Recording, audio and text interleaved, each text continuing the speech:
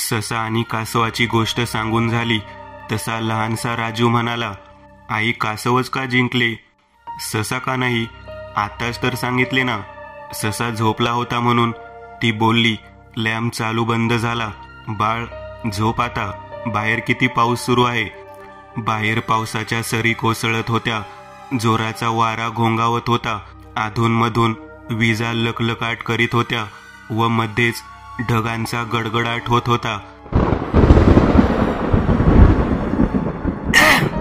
पण आई, जर का मी झोपलो तर सशासारखा हारणार नाही काय? मग मी झोपू असा? राजू म्हणाला. तो हवे नको तिथे झोपला होता. रात्री जास्त बोलायचे नसते. आता आराम कर. तेवढ्यात दरवाजा ढकलला गेला तसा राजू दचकला.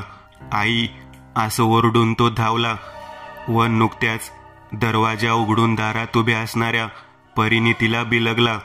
तू अजूनपर्यंत झोपला नाहीस? प्रणिती त्याला म्हणाली. आई मला भीती वाटते. मी नाही इथे एकटा झोपणार. राजू म्हणाला. त्याचे डोळे समोरील खुर्चीवर खिळले होते. का? काय झाले? प्रणितीने विचारले. तेवढ्यात तिथली आराम खुर्ची आपोआप हालू लागली तसा राजू अधिकाधिक घाबरून परिणितीला चिकटला. ती हवेने हलत आहे बघ. खिडकी उघडीच आहे. परिणितीला तिथली काहीच कल्पना नव्हती. ती खिडकी बंद करण्यासाठी पुढे गेली. जोराचा थंड वारा काही पाण्याच्या थेंबांसह आतमध्ये प्रवेश करत होता. परिणिती खिडकी बंद करण्याचा प्रयत्न करू लागली पण हवा इतकी जोरदार होती की खिडकी बंद होत नव्हती. अचानक विजेचा लकलकाट झाला. त्या उजेडात बाहेरील सर्व आवार चमकून उठला.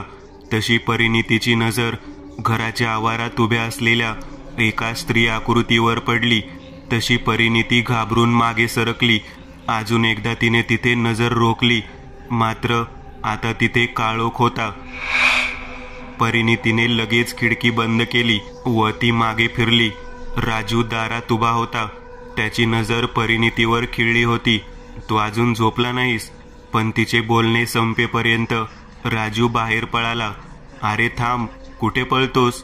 परिणिती त्याच्या मागे धावली. अचानक तिच्या हातावर घट्ट पकड पडली. तशी परिणिती दचकून मागे फिरली. एका मुलाने तिचा हात घट्ट पकडला होता. राजू, तू इथे? मग? परिणिती आश्चर्यचकित झाली होती. आई, मी तर झोपलो होतो. माझे डोळे उघडले तेव्हा तू माझ्या नजरेसमोर दिसलीस. मला जोराची बाथरूम आली आहे. चल ना लवकर. तो परिणितीचा हात ओढत म्हणाला. झालेला सर्व भास परिणिती विसरण्याचा प्रयत्न करू पाहत होती. राजूला झोपवून ती आपल्या खोलीत परतली. रात्री 10ची वेळ झाली होती. तिने आपले अंग बिछाण्यावर टाकून दिले. दरवाजा हळूच उघडला गेला. ती आतमध्ये हॉलपर्यंत आली. तिची नजर घरभर भिरभिरत होती. ती कोणाला तरी शोधत होती. रोहित! एक हाक घरात घुमली. तसे वरच्या मजल्यावर पावलांचा आवाज आला. आई! एक 5 वर्षाचा मुलगा धडाधड जिना उतरून तिथे आला व आपल्या आईला बिलगला. आई, केव्हा आलीस तू? मला नाही राहत तुझ्याशिवाय. मला घेऊन चल इथून. होय रे बाळा, मलाही राहत नाही तुझ्याशिवाय. कसल्या तरी आवाजाने परिणितीला जाग आली. आवाज हॉलमधून येत होता. खोलीतील दिवा तर बंद होता, मात्र बाहेर उजेड होता. कसल्या तरी हसण्या खिदळण्याचा आवाज होता तो. घरात राजूला सोडले तर दुसरे कोणीच नव्हते. म्हणून भीतीपोटी परिणितीचे काळीज धडधडू लागले. ती तशी चालत बाहेर आली व तिथूनच तिने खाली डोकावले. हॉल पूर्ण रिकामा होता. अचानक घरातील वीज गेली व तिथे काळोख पसरला. या अनपेक्षित धक्क्याने परिणिती चांगलीच हादरली. मानवी डोळे अंधारात किती कमजोर असतात याचाच अनुभव ती घेत होती. तेवढ्यात जिन्यावर धडधडण्याचा आवाज आला. कोणीतरी चढून वरती येत होते. ते एक नव्हते, अनेक होते. धडधड. परिणितीचे नाडीचे ठोके वाढले. तिने तिकडे नजर खिळली पण तिला काहीच दिसत नव्हते. अचानक समोरून कोणीतरी गेल्याचा तीव्र भास तिला झाला. तशी ती जागीच गार होऊन उभी राहिली. तो पावलांचा आवाज आता वरांड्यातून येत होता. ती परिणिती चाच पडत आपल्या खोलीत धावली व उशीला ठेवलेला मोबाईल घाईघाईत शोधू लागली. तिच्या हाताला फोन लागताच तिने टॉर्च सुरू केली व बाहेर धावली. तोपर्यंत एका दरवाजाच्या धडधडण्याचा आवाज तिच्या कानी आला. ती लगेच धावली व तिने राजूच्या खोलीचा दरवाजा उघडला. राजू शांत झोपला होता. झोपी जा माझ्या राजा रे, झोपी जा माझ्या राजा रे, गोजिरवाने रूप तुझे पाडती भुरळ रे, झोपी जा माझ्या राजा रे. बाजूच्या खोलीतून गाण्याचा आवाज आला. तशी परिणिती दचकली व लगेच खोली बाहेर निघून पुढे सरसावली. तसे एक जोरदार झटका तिला बसला. ती खाली पडली व तिच्या हातातून मोबाईल निसटून दूरवर खाडकन आपटला. कोणीतरी वरांड्यातून वेगात धावत गेले व धडाधडा जिना उतरून खाली गेले. काहीच वेळात घराचा मुख्य दरवाजा उघडण्याचा व परत बंद होण्याचा आवाज परिणितीच्या कानावर पडला. तेवढ्यात घरातील वीजही गेली. ती परिणिती वेगात धावली व हॉलमध्ये आली. तिची नजर भिरभिरू लागली पण तिथे कोणीच नव्हते. तोच तिचे लक्ष दरवाजाकडे गेले. ती धडधडत्या हृदयाने पुढे सरसावली व आपले बुबळे मोठे करून समोर पाहू लागली. काही पावलांचे ठसे तिथे उमटले होते.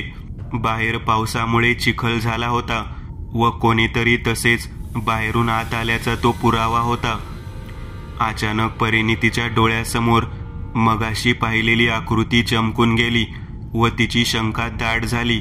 आई, ओरडण्याचा आवाज आला. आवाज राजूच्या खोलीतून येत होता. ती परिणिती काळजीपोटी धावली. ती सरळ राजूच्या खोलीजवळ गेली. राजू आतमधून दरवाजावर जोरजोरात थापा मारत रडत व ओरडत होता. आई. परिणितीने पटकन दरवाजा उघडला. तसा दरवाजाजवळ रडत उभा असलेला राजू तिला रडत चिकटला. आई. ती बाई. तो रडत कसा बसा म्हणाला. तेवढ्यात परिणितीचे लक्ष उघड्या खिडकीवर गेले.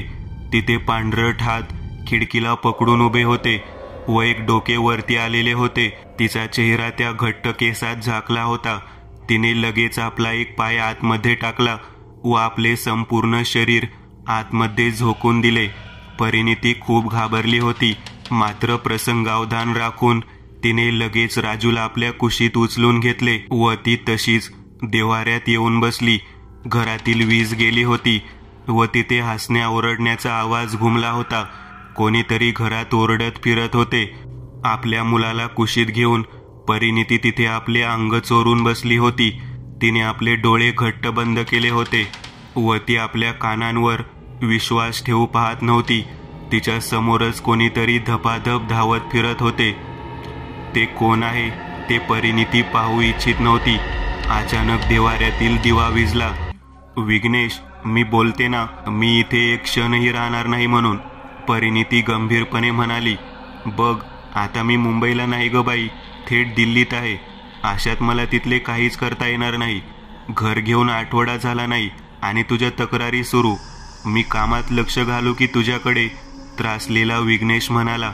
बघ विघ्नेश, मी एकटीच असती तर एवढा प्रॉब्लेम झाला नसता, पण 5 वर्षाचा राजू आहे. आपल्या मुलाचा तरी विचार कर, परिणिती म्हणाली. मी काय तुला सेल्फिश वाटतो काय ग?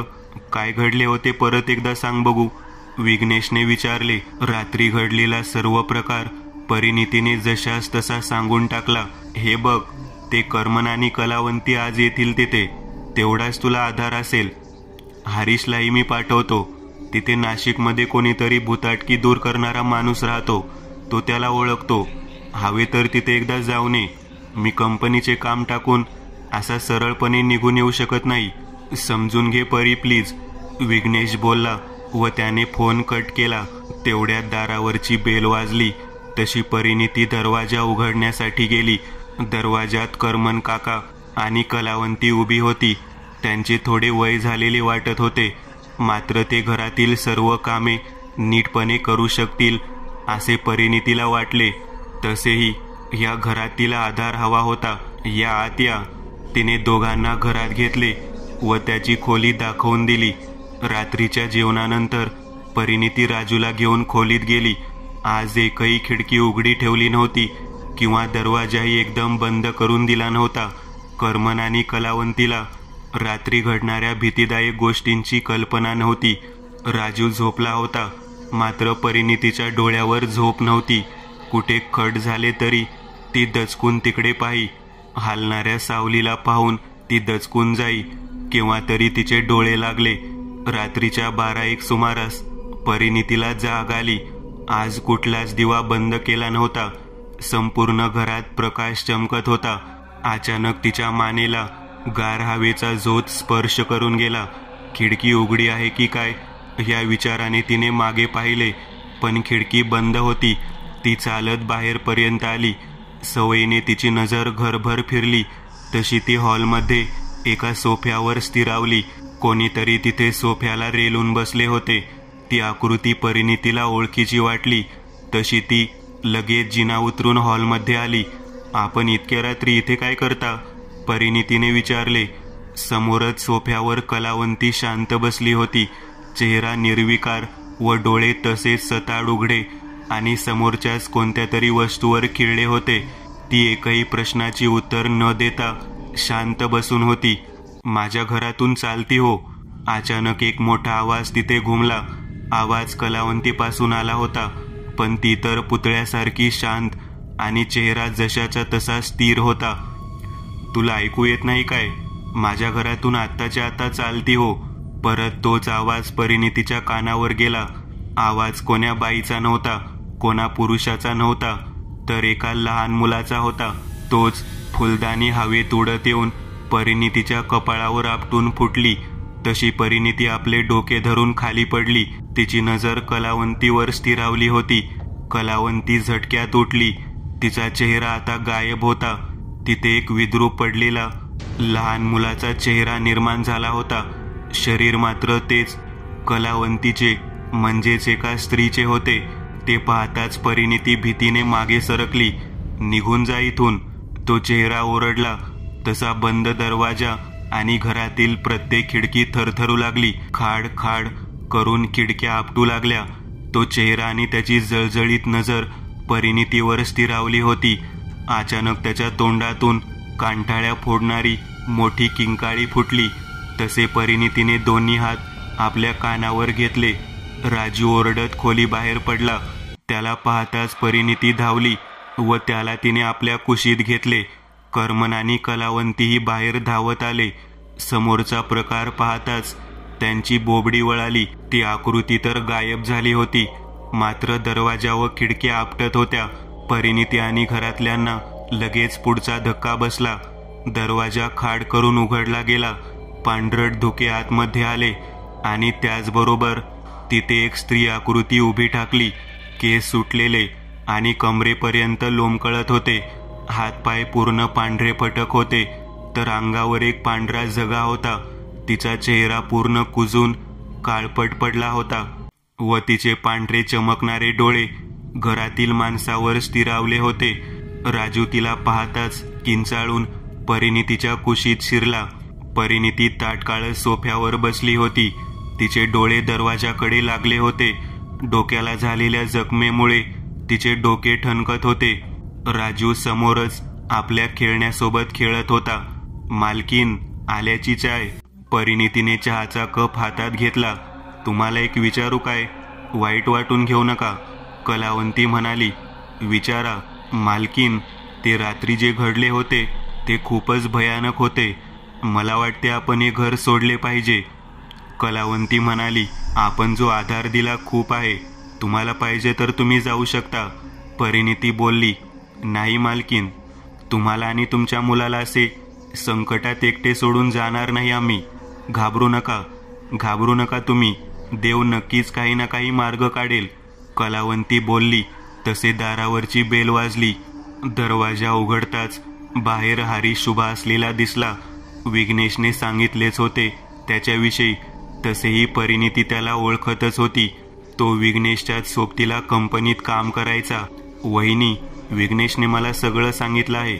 मी हे सगळे तर मानत नाही, तरी पण एका माणसाला मी ओळखतो जो ह्या सर्वांचा जाणकार आहे आणि तो ह्या समस्याही सोडवू शकतो असे मी ऐकलेले आहे. आपण निघूयात, नाहीतर वेळ होईल, हरीश म्हणाला. गाडीने वेग घेतला होता. परिणिती आणि राजू मागच्या सीटवर बसले होते. आई, आपण कुठे जात आहोत? राजूने विचारले. थोडेसे बाहेर फिरून येण्याचा विचार नाही काय तुझा? परिणितीने त्याला विचारले. आहे. मग आपण आज बाहेरच जात आहोत, परिणिती त्याला समजावत म्हणाली. काही वेळ तसाच शांततेत गेला. गाडी शहराला चिरत बाहेर पडली. आजूबाजूला झाडी होती. सूर्य माथ्यावर आला होता. अजून किती वेळ लागेल हरीश? वहिनी आलोच समजा. थोड्याच अंतरावर एक गाव लागते. ते आपल्याला तिथेच सापडतील. साधारण 1-2 तासाचा प्रवास करून गाडी कच्च्या रस्त्यावरून एका गावात शिरली व गावाच्या बाजूलाच असलेल्या एका सुंदर घराजवळ थांबली. परिणितीने वेळ न दवडता दारावरची बेल वाजवली. दरवाजा उघडला गेला. एका तरुणाने त्यांना आत घेतले. काहीच वेळात आणखी एक तरुण तिथे पोहोचला. दोघातील एकाने विचारले, आपली समस्या काय? तिथे येणाऱ्या प्रत्येकाची काही ना काही समस्या असतेच हे जाणून त्या व्यक्तीने विचारले होते. माझे नाव परिणिती आहे.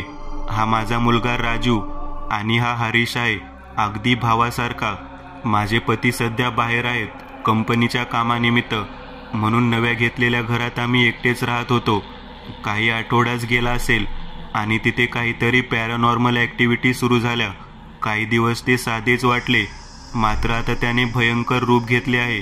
परिणिती म्हणाली, काय घडले होते ते सविस्तर सांगू शकाल काय? समोरील व्यक्तीने विचारले. परिणितीने घडून गेलेल्या सर्व गोष्टी जसेच्या तशा सांगितल्या. तुमचा पत्ता देऊन ठेवा, आम्ही संध्याकाळपर्यंत पोहोचतो, ती व्यक्ती म्हणाली. परिणिती तिथून बाहेर पडली. तुम्हाला वाटते काय तो हे सर्व सोडवू शकतो? हरीशने विचारले. आता हरीश, मी तुझ्याच भरोश्यावर आले होते आशात. असू द्या वहिनी, मी आज तुमच्याच घरी मुक्काम ठोकला तर चालेल काय? म्हणजे असेही काही असते की त्या फक्त कल्पनाच आहेत, हे सर्व तरी समजेल मला. हरीश म्हणाला, मी खोटे बोलत नाही हरीश, तुलाही समजेलच ते. अगदी अंगाला शहारून टाकणारा प्रकार होता तो. परिणिती बोलली.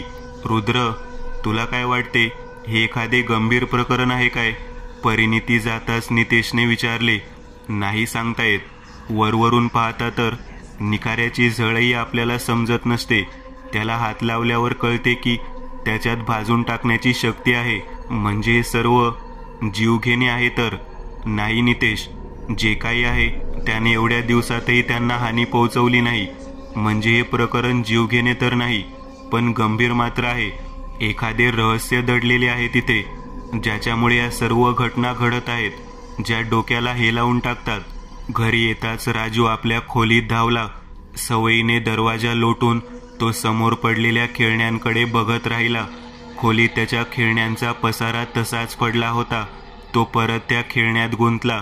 अवकाशात काळे ढग साचले होते, त्यामुळे तिथे हलकासा प्रकाश पसरला होता. त्यात बल्बचा प्रकाश उठून दिसत होता. खिडकीला लावलेले पडदे आत येणाऱ्या वाऱ्यामुळे फडफडत होते. तोच बंद दरवाजा अचानक खाडकन उघडला. तसे दचकून राजूने तिकडे पाहिले. अचानक झालेल्या मोठ्या आवाजाने तो इतका दचकला होता की त्याच्या हातातील खेळणे निसटून खाली पडले होते. त्याचे आश्चर्याने उघडलेले तोंड उघडेच होते व वटारलेले डोळे दरवाजावर खिळले होते. दरवाजा उघडा होता, पण तिथे कोणीच नव्हते. कोणीच नाही म्हणून राजूने सुस्कारा सोडला व परत खेळणे हातात घेतले व तो खेळण्यात रमला. दरवाजा तसाच कर करून हालत होता, पण अजून एकदा तो जोरात आपटला. त्यामुळे राजू पूर्णपणे दचकला. त्याच्या हातातील खेळणे केव्हाच खाली पडले होते. तो भीतीने पलंगाकडे सरकला. खोलीतील दिवा अचानक विझला. राजू खूप घाबरला होता. तो लगेच पलंगावर चढला व त्याने स्वतःला गोधडीने झाकून घेतले. मात्र डोळे समोर काय घडते आहे यावर खिळले होते. उघड्या दरवाजातून एक लहानशी काळी सावली हळूच आतमध्ये आली. राजूचे डोळे तिच्यावर खिळले होते. तोच खिडकी खाडकन आपटली. राजूने घाबरून आपले तोंड झाकून घेतले. त्याचा श्वासोच्छ्वास वाढला होता. डोक्यावरून घाम गळत होता. त्याची लहानशी छाती भीतीने हादरून गेली होती. राजू लहानशा आवाजानेही दचकून जात असे. हे सर्व त्याच्यासाठी कितीतरी पटीने जास्त भीतीदायक होते. त्याच्या कानी एक ओळखीचा आवाज आला. तसे त्याने आपले नुसते डोके हळूच वर काढले. त्याचा ऑटोमॅटिक रोबोट आपोआप चालू होऊन खोलीत फिरत होता.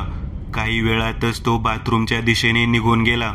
तसे राजूने अंगावरील चादर फेकून दिली व तो खेळण्याच्या मागे धावला. राजू धावला होता. मात्र दरवाजा आडूनच त्याने आतमध्ये डोकावले. त्याचा रोबोट वाटेत टबला जाऊन अडकला होता. तसा राजू धावला व ते खेळणे उचलण्यासाठी त्याने हात पुढे केला. तोच टबमधून एक हात वेगाने बाहेर पडला व त्याने घट्टपणे राजूचा हात पकडला. तो पांढरा फटफटीत हात पाहताच राजू भीतीने जोरात ओरडला. परिणिती सोफ्यावरच आपले डोके धरून बसली होती. घरात घुमलेली ती किंकाळी ऐकून लगेच ती धावली. तिला आपल्या मुलाचा आवाज ओळखायला तुझभरही वेळ लागला नाही. तिच्याबरोबर करमन आणि कलावंतीही आपल्या हातातील काम टाकून धावले, कारण त्यांनाही धोक्याची कल्पना होतीच. राजू बाथरूममध्ये बेशुद्ध होऊन पडला होता. लगेच परिणितीने त्याला उचलून घेतले व पलंगावर झोपवले. वहिनी, काय झाले? राजू बरा आहे ना? हरीश धापा टाकत म्हणाला. त्या आवाजाने तोही दचकून धावत आला होता. होय, तो बरा आहे, तो फक्त झोपत आहे, परिणिती राजूच्या डोक्यावरून हात फिरवत म्हणाली. तरीही तिच्या चेहऱ्यावर खूप काळजी पसरली होती. तिला आता फक्त रुद्र आणि नितेशच्या येण्याची प्रतीक्षा होती. ती तशीच तहानभूक विसरून सोफ्यावर बसून होती. डोळे तर दरवाजावरून हटत नव्हते. तोच दाराची बेल वाजली. परिणिती झटक्यात उठली व दरवाजाकडे धावली. तिची अपेक्षा खरी उतरते काय, सर्व काही पाण्यात पडते असे तिला झाले होते. धडधडत्या हृदयाने लगेच तिने दरवाजा उघडला. आम्ही यायला वेळ तर लावला नाही ना? रुद्रने विचारले. होय ना, संध्याकाळी येतो म्हणून रात्र झाली, नितेशही दुजोरा देत म्हणाला. या, आत या. रुद्र आणि नितेशने आतमध्ये प्रवेश केला. वेळ खूपच झाली होती. बहुतेक रात्रीचे 8 वाजून गेले होते. बाईसाहेब, जेवण तयार आहे, जेवून घ्या. कलावंतीचा आवाज तिच्या कानी आला. तुम्ही जेवणार काय? परिणितीने दोघांना विचारले. रुद्र, तू जेवणार काय? नाही, नको, तुम्ही जेवून घ्या. मला फक्त घराची पाहणी करण्याची परवानगी हवी आहे. तुम्हाला जे करायचे ते करा, मात्र या भयानक स्थितीतून कृपया आम्हाला सोडवा. परिणितीचा चेहरा भावूक झाला होता. घाबरू नका, रुद्र सोडवेलच, तुम्ही काळजी करू नका, जेवून घ्या, नितेश बोलला. परिणिती निघून गेली होती. तोच नितेशचा फोन वाजला. रुद्र, फक्त 1 मिनिट, म्हणत नितेश दूर गेला. रुद्र तिथेच उभा राहून घरात नजर फिरवत होता. इतर घरांप्रमाणेच तेही होते, मात्र इथे काहीतरी भयानक वावरत होते. रुद्रला त्याचा छडा लावायचा होता. वहिनीसोबत बोलून झाले असेल तर कामाला लागूयात. रुद्र, तू बघ यार, मला थोडे बोलायचे आहे. आज जास्तीच प्रेम तू चालले. रुद्र, तू ना लवकर लगीन कर, म्हणजे समजेल रे तुलाही, नितेश बोलला व 2 पावले पुढे सरकला. हा ऐकणार नव्हता. रुद्र एकटाच घरभर फिरू लागला. खालचा हॉल, किचन तपासून होताच तो वरती चढू लागला. एका खोलीतील प्रत्येक वस्तूवरून त्याची नजर फिरत होती, पण अद्याप हाताला कुळकुळाच लागला होता. तो राजूच्या खोलीतून बाहेर पडला. तोच समोरील बंद खोलीने त्याचे लक्ष वेधून घेतले. राजूच्या खोलीलाच लागून एक बंद खोली होती. रुद्रने दरवाजा ढकलला, पण तो उघडला गेला नाही. रुद्रने आपली ताकद लावली, पण दरवाजा घट्ट बंद होता. रुद्रने आपली करडी नजर दरवाजावरून फिरवली. कोपऱ्यात जाळी धूळ साचलेली त्याला दिसली. तशीच धूळ दरवाजाच्या फळीच्या टोकालाही होती. म्हणजे हा दरवाजा कधीच उघडला गेलेला नाही आहे, तर नक्कीच इथेच काहीतरी रहस्य दडलेले आहे. रुद्र विचार करू लागला. रुद्रने आपल्या गळ्यातील रुद्राक्षाची माळ काढून हातात घेतली व आपले डोळे बंद करून त्याने कालभैरव मंत्राचा जाप सुरू केला.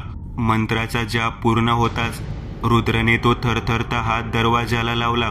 त्याबरोबर दरवाजाला एक जोरदार तडाखा बसला व तो क्षणात उघडला. दरवाजा मागे जाऊन आपटला. त्यासरशी खोलीतील धूळ हवेत उडाली.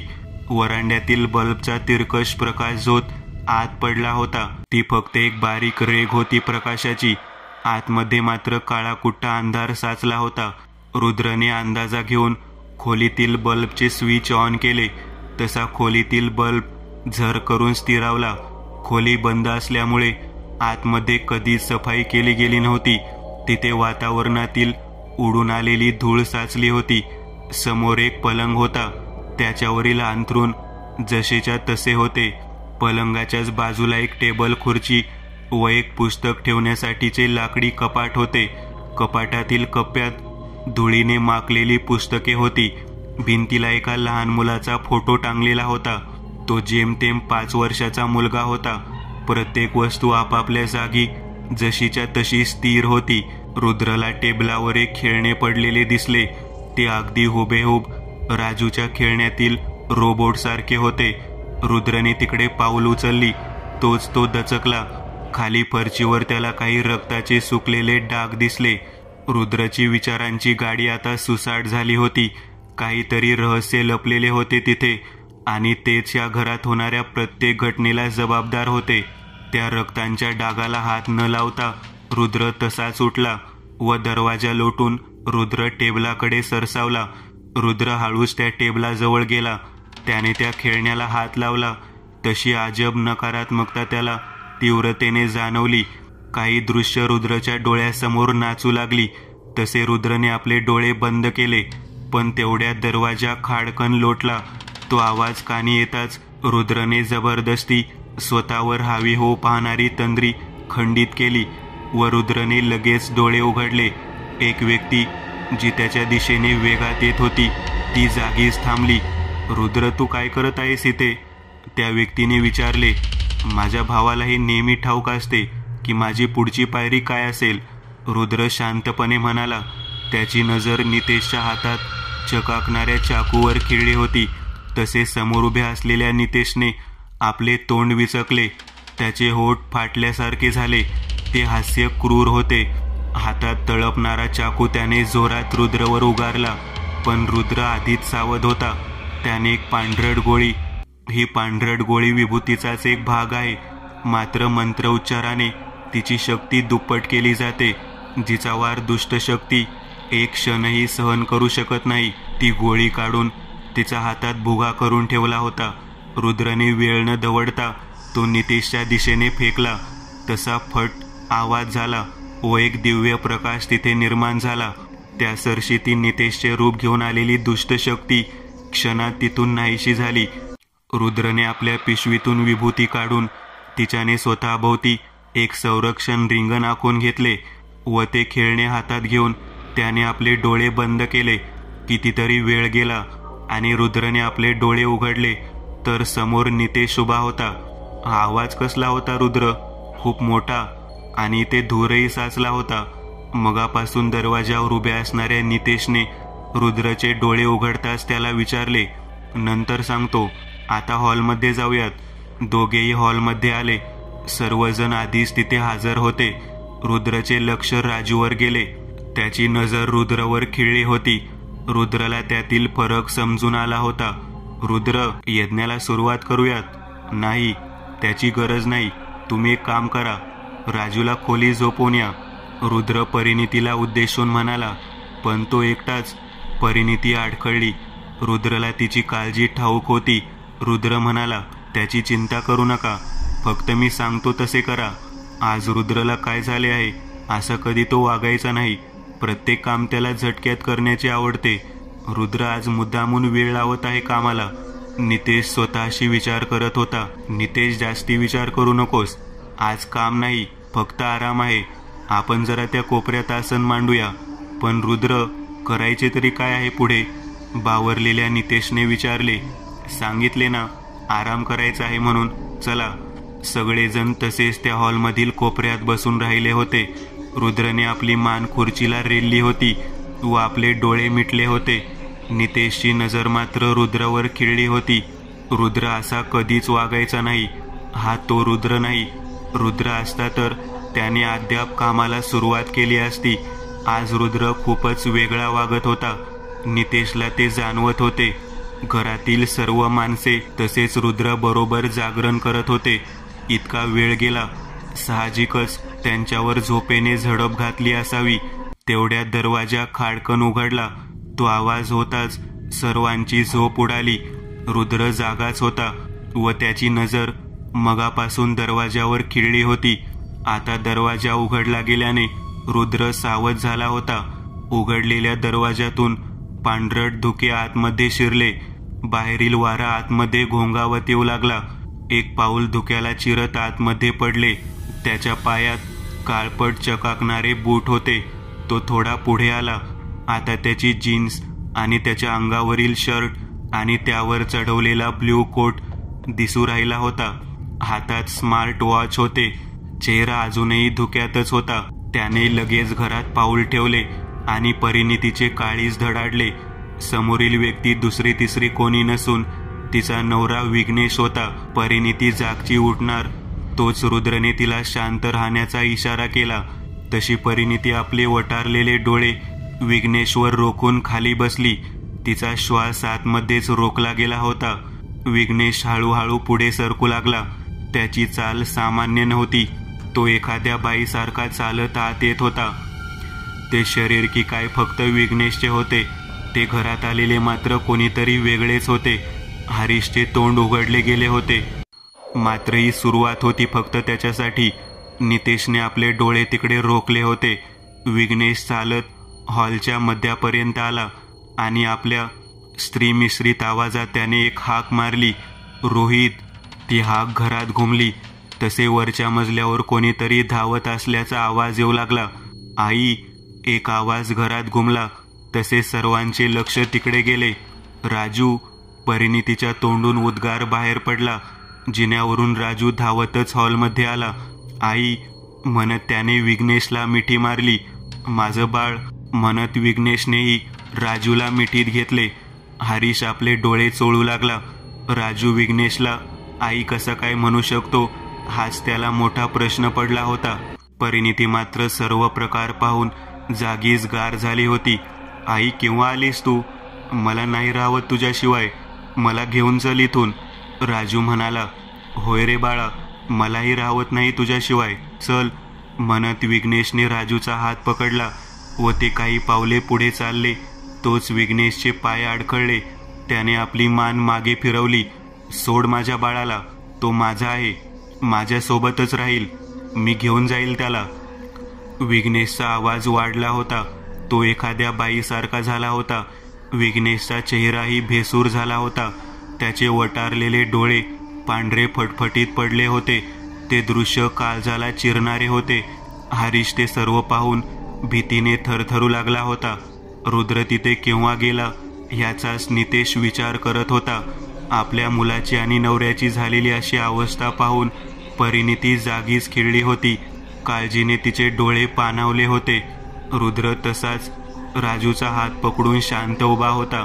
त्याची नजर विघ्नेशच्या नजरेला खिळली होती व पुढच्या क्षणी त्याने राजूचा हात सोडला. घेऊन जा तुझ्या मुलाला. तो तुझाच आहे. तो नेहमी तुझ्याच सोबत राहील. घेऊन जा तुझ्या मुलाला. रुद्र म्हणाला. तिथे नीरव शांतता पसरली होती. त्या शांततेत अधिक जोरदार झालेल्या हवेचा आवाज स्पष्ट ऐकू येत होता. राजू धाडकन खाली कोसळला. त्याबरोबर विघ्नेशही खाली पडला. विघ्नेशच्या शरीरातून पांढरट धूर बाहेर पडू लागला व त्याने एका स्त्रीचा आकार घेतला. तसाच पांढरट धूर राजूच्या शरीरातूनही बाहेर पडला व त्याने एका मुलाचा आकार धारण केला. त्या धुरारूपी बाईने त्या लहानग्याचा हात पकडला. तिच्या गालावर एक स्मित हास्य उमटले होते. ती बाई चालू लागली व तो मुलगाही हसत तिच्या बरोबर चालू लागला. ते दोघेही घरातून बाहेर पडले. थरथर तोच कसला. नितेशचे हरीशकडे लक्ष जाताच त्याने त्याला विचारले, हे भूतवीत खरं असते काय? त्याच्या अंगासोबत त्याच्या आवाजालाही कापरे भरले होते. मग आम्ही काय इथे गोट्या खेळायला आलो आहोत काय? नितेश थोडा रागात म्हणाला. तसे आवाजलेले हरीशचे तोंड लगेच बंद पडले. परिणिती धावली होती. कितीतरी वेळ गेला. सर्वजण तिथे हॉलमध्ये सोफ्यावर बसले होते. रुद्रची मान सोफ्याला खिळली होती. त्याच्या चेहऱ्यावर एक आनंदाची छटा पसरली होती. मात्र तेथील सर्वांचे चेहरे प्रश्नार्थक झाले होते. कारण तिथे काय घडले ते त्यातील कोणालाच काहीच समजले नव्हते. आता कसे वाटते विघ्नेश? बरं वाटते, पण काय घडले होते मला काहीच आठवत नाही. मी कारमधून उतरलो आणि पुढे काय झाले काहीच समजत नाही. विघ्नेश म्हणाला. रुद्र, हे सर्व काय होते? इथे काय घडले होते? आम्हाला काहीच समजत नाहीये. नितेश रडवेल्या चेहऱ्याने म्हणाला. तसे सर्वांचे कान रुद्र काय बोलतो तिकडे खिळले. रुद्र बोलू लागला, नितेश अगदी सोपे आहे, पण त्यासाठी त्यांचा भूतकाळ समजणे गरजेचे आहे. टेबलावर ठेवलेल्या त्या खेळण्याने इथला भूतकाळ मला दाखवला होता. ध्यानात ठेवा, रुद्रला कोणत्याही वस्तूला स्पर्श करून तिचा भूतकाळ आणि तिच्याशी संबंध असलेल्या व्यक्तीचा भूतकाळ जाणण्याची विधा अवगत आहे. तो असा, इथे काही वर्षांपूर्वी एक जोडपे राहत होते. त्यांना 4-5 वर्षाचा एक रोहित नावाचा मुलगा होता. जो व्यक्ती इथे राहत होता त्याचे नाव कैलास होते. त्याची बायको सुविधा. कैलासचे कोणा व्यक्तीशी अफेअर होते. ते सुविधाच्या लक्षात आले आणि त्यांच्यात खटके उडू लागले. ते महाभयंकर आणि विकोपाला गेले, इतके की रागाच्या भरात कैलासने सुविधाला मारहाण करून घरातून बाहेर काढून टाकले. ती बाई जिच्याशी ह्या कैलासचे अफेअर होते ती सांगून त्यानंतर घरी येऊ लागली. ह्या सर्वांचा जास्ती त्रास रोहितला झाला होता. बाप त्याच्याकडे लक्ष देत नव्हता. उलट तो सुविधाचा मुलगा म्हणून तो त्याचा मूर्खासारखा द्वेष करत सुटला होता. एके दिवशी रोहित त्या सगुणावर ओरडलाच, माझ्या घरातून चालती हो, तुला ऐकू येत नाही काय? माझ्या घरातून आत्ताच्या आत्ता चालती हो. काय बोलतोस तू? हिम्मत कशी झाली माझ्यावर ओरडण्याची? म्हणत सगुणाने रोहितच्या कानाखाली हाणली. तसा रोहित खाली पडला. निघून जा इथून. परत तो रागात ओरडला. त्यालाही समजू लागले होते की ही सगुणे आपल्या आईची जागा घेऊ पाहत आहे. पण त्याचा द्वेष उफाळून वर आला होता, कारण तो त्याच्या आईवर जीवापाड प्रेम करत होता आणि त्याची आई त्याच्यावर. काय झाले एवढे ओरडायला तुला? कैलास रागात ओरडला. जान, हा बघ ना माझ्यावर ओरडतो. मी नाही राहणार इथे. सगुणा उगाच चेहरा पाडत म्हणाली, काय रे ओरडतोस तिच्यावर? दाखवतोस. म्हणत त्याने त्या लहानग्या मुलाला मारायला सुरुवात केली. अगदी कसेही तो विवळू लागला होता.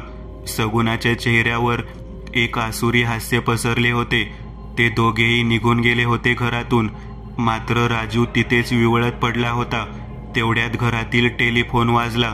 रोहित कसा तरी तिथपर्यंत गेला. हॅलो, कसा आहेस माझ्या बाळा? तिकडून त्याच्या आईचा भरलेला आवाज आला. आई तू कुठे आहेस? बाबा मारतात मला. ती बाई आवडत नाही मला. मला नाही राहायचे इथे. मला तुझ्याच बरोबर राहायची आई. त्याचा बाण फुटला होता. तो ओक्साबोक्शी रडू लागला होता. रडू नकोस बाळ, मी येते आहे तुला न्यायला. सुविधाने दरवाजा ढकलून दिला व ती तशीच हॉलमध्ये आली. रोहित, तिने आवाज दिला. तसा रोहित धावत आला. आई, तो धावत येऊन सुविधाला बिलगला. आई केव्हा आलीस तू? मला नाही राहत तुझ्याशिवाय. मला घेऊन चल इथून. होय रे बाळा, मलाही राहत नाही तुझ्याशिवाय. चल. सुविधाने राजूचा हात पकडला व ती चालू लागली. तोच तिचे पाय अडखळले. सोड माझ्या बाळाला, तो माझा आहे, माझ्यासोबतच राहील. मी घेऊन जाईल त्याला. सुविधा रागात म्हणाली, कारण कैलासने राजूचा हात पकडून ठेवला होता. ते तर कोर्ट ठरवेल. आणि हो, डिवोर्ससाठी तयार राहा. म्हणत त्याने राजूला हिसकावून घेतले व तो ओढतच त्याला घेऊन गेला. सुविधा जागीच दगडासारखी खिळली होती. तिच्या अंतःकरणातील वेदना ज्वालामुखीसारख्या उफाळून वर येत होता. ती कशी तरी जड पावलांनी घरी पोहोचली. मात्र तिला आता लढायचे होते, फक्त आपल्या मुलासाठी, त्याच्या भविष्यासाठी. आणि त्यासाठी तिने कंबर कसून घेतली. कोर्टाचा निर्णय लागला. तो सुविधाच्या पक्षात पडला. रोहित आजारी होता आणि तो घरी होता. तो निर्णय ऐकून कैलासचा जळफळाट झाला. तो लगेच घरी धावला. तो रोहितला सुविधाकडे देऊ इच्छित नव्हता, कोणत्याच किमतीवर नाही. समोरच टेबलावर पडलेला धारदार चाकू त्याने उचलला व तो सरळ रोहितच्या खोलीत शिरला. सुविधा आपल्या मुलाला घेण्यासाठी तिथे आली होती, पण तिथे बरीच गर्दी होती. तेवढ्यात तिच्या अगदी समोरून कैलासला बेड्या ठोकलेल्या अवस्थेत काही पोलीस घेऊन जाऊ लागले. कैलासच्या चेहऱ्यावर एक आसुरी आनंद पसरला होता. त्याची नजर सुविधावर खिळली होती. त्याचा तो चेहरा पाहताच सुविधाच्या काळजात सरळ झाले. ती लगेच घरात धावली. एका स्ट्रेचरवर पांढऱ्या कापडाने झाकलेला एक मृतदेह पडलेला होता. कोण तुम्ही? अशा आत कुठे शिरता? समोरील पोलीस सुविधावर ओरडला. मी त्याची आई आहे. कृपया मला एकदा माझ्या मुलाला पाहू द्या. सुविधा म्हणाली. ती मनोमन धावा करत होती की तो तिचा मुलगा नसावा म्हणून. तसे त्या पोलिसाने मान खाली घातली व तिला जाऊ दिले. समोरील पांढरे कफन तिने बाजूला केले. रोहितचा निरागस आणि सुकलेला चेहरा तिच्या नजरेस शेवटचा पडला. त्याच्या काळजात खोल जखम झाली होती. त्याने द्वेषाने पेटून त्या लहानग्याला संपवले होते. रोहित, माझ्या बाळा, म्हणत सुविधाने टाहो फोडला. तिच्यात आता कसलाच त्राण उरला नव्हता, ना जगण्याची उमेद उरली होती. ती तशीच घरी परतली व तिने स्वतःला गळफास लावून घेतला. तिने आपले जीवन कायमचे संपवले. रुद्रने आपले बोलणे संपवले होते. तिथे नीरव शांतता पसरली होती. रुद्र, पण आज रात्री काय घडले होते? नितेशने विचारले. नितेश, ती एक साखळी होती होऊन गेलेल्या घटनांची, जी तुटली होती. म्हणजे जेव्हा सुविधा आपल्या मुलाला घेण्यासाठी आली होती तेव्हा ती त्याला घेऊन जाऊ शकली नाही. मृत्यूनंतर तिचा आत्मा इथे मुलासाठी अडकून पडला होता. ती रोज रात्री यायची, आपल्या मुलाला हाक द्यायची आणि त्या बिचाऱ्या लहान मुलाचा आत्माही आपल्या आईसाठी अडकून पडला होता. मुलगा यायचा व ती त्याला घेऊन जाणार, पण ती घटनांची साखळी कैलाशिवाय पूर्ण होत नव्हती.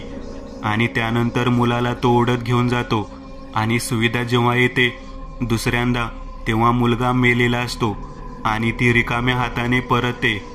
तर मी तेच केले. तुटलेली साखळी कैलास बनून जोडली. मी जेव्हा राजूचा म्हणजेच रोहितचा हात पकडला होता तेव्हा सुविधासाठी मी कैलास होतो. मग मी घडून गेलेल्या घटनेची पुनरावृत्ती न करता ती बदलली व तिला आपल्या मुलाला घेऊन जाण्यास सांगितले. रुद्र एवढे बोलून थांबला. मग काय? रुद्र पुढे म्हणाला. मग काय नितेश, त्या दोघांची अतृप्त इच्छा पूर्ण झाली. सुविधा आपल्या मुलाला घेऊन निघून गेली. त्या दोघांचा अतृप्त इच्छेपायी अडकलेला आत्मा मुक्त झाला.